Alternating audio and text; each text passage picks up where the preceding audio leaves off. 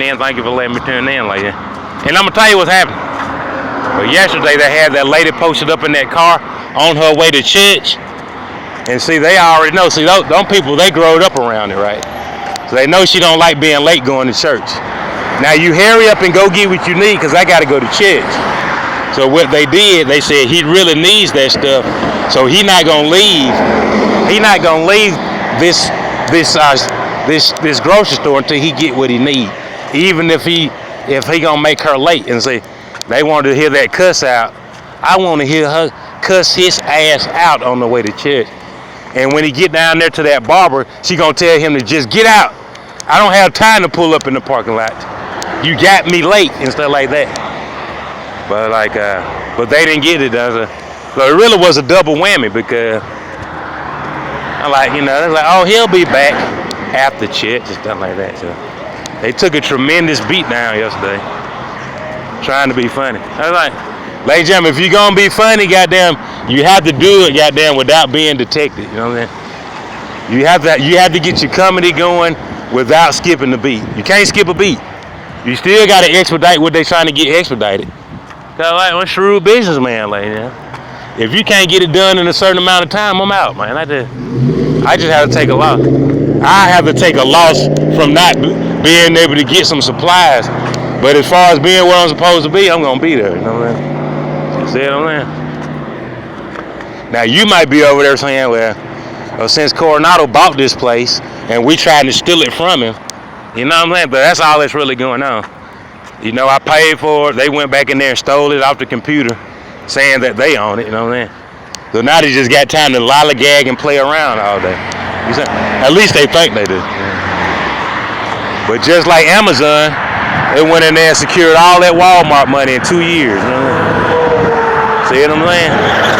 One time Walmart was the #1 retailer.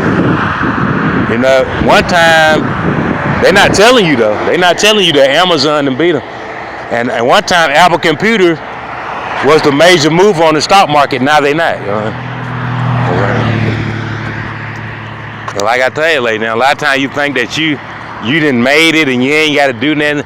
You think you gonna be rich and stuff. You ain't never gonna be broke. You'll never go, man, please. You can go broke in one day, like. You can go broke in one day.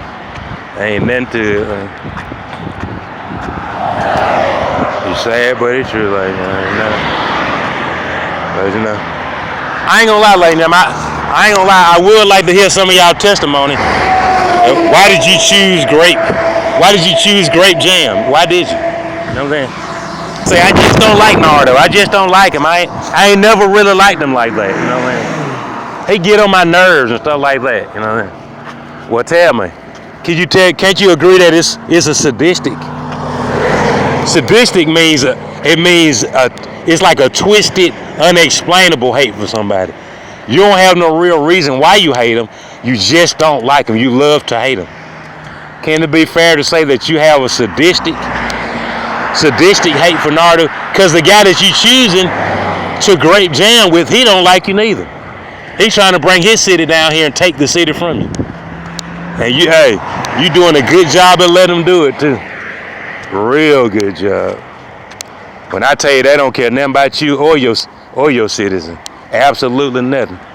All they care about is coming down here from Brundage and getting them 18 rigs to follow them back up there while they ride behind them to make sure it get there safe. That's all they care about, man. They don't care about it. They say they can't wait to get home. They come down here to get money and they take it back to where they come from. And that's what they do. Just like the goddamn Bangladesh, just like the Indians, that's what they do. They come to take your money and take it back to where they live. You know what I mean? That's what they came here to do. I can tell you. I would like to interview you and ask you why. Why do you have a sadistic temptation to help the enemy just because you don't like this guy that growed up with you? You know what I'm saying? Our children growing up in the same city, you know what I'm saying? But you don't want us to win together. You rather for the enemy to win. And the enemy don't even like you. And really don't even know who you are. They probably be surprised that you helping them getting it done. Don't even have no clue. Remember when I came to the club that night? I promise you he don't know. When I tell you the only guy The only guy he really know here is me and his frat brothers. They don't really know nobody else. He really don't, like, you know, for real. I'm talking about their whole city, their whole school, all their family is focused on me. That's all they focused on. They ain't focused on nothing else, like, you know. You see what I'm saying? And why you would help him, I don't know, like, you know. I don't know why you would help him. So please, let me interview you. Come to the barber. Let me talk to you. I mean, and tell me. You don't have to tell me uncle directly, you know what I'm saying? Or cousin directly. You don't have to tell me uncle directly or honestly directly or cousin directly. You can just tell me in third person or something. Or why you don't want to see your entire family win. Just a few of them. You know what I'm saying? Sad, but it's true, like. But I know without you telling me is something sadistic about it. You know, you sold out somewhere.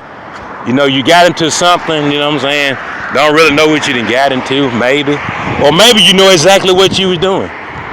And you can just, one day, you can start telling the story of why you started going the other way. You know what I'm saying? What was it? You know what I'm saying? You know that, you know, you saw your brother doing good, you know what I'm saying?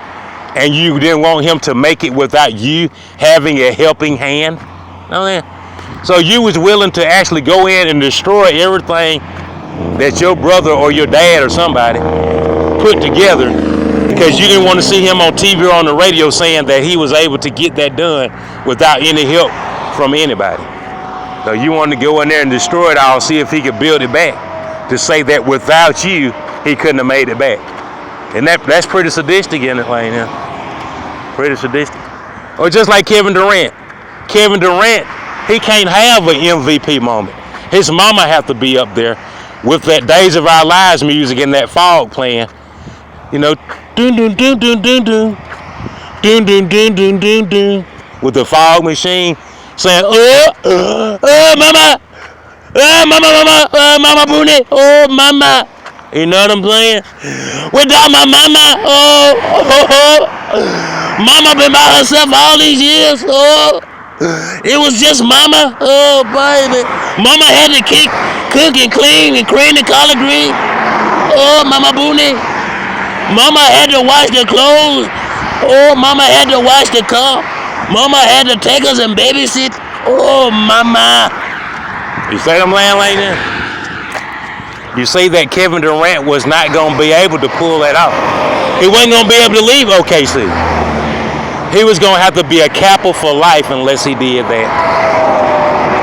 He had to put his mama up there for a shield. Mama, take these bullets for me in case the Kappa starts shooting. And he said, oh, mama. And he told the planet how valuable his mama was. You know what I'm saying? And he dedicated, you know what I'm saying, his reality, you know what I'm saying, because he was scared, like, he was scared to be in OKC for the rest of his life, losing like the Indiana Pacers, like, you know what I'm saying, losing like the Buffalo Bills, losing like the Utah Jazz, losing like the Trailblazers, like, with a definite losing record. He didn't want to go down like that. You know, he took the oath, but he didn't want to do it. He didn't want to be at a team just losing, being the most consistent player, but you still losing though. You know, he got tired of it. You know, he wanted a real ring, man, with real jury. He didn't want no paper mache jury. He didn't want no certificate on the wall saying he was a Diamond Dynasty. He wanted the real thing, like, yeah. I already know it come with a cost. Goddamn Kevin Durant, we're trying to tell you something. We're trying to show you something, and you going for the glare. You chasing material things.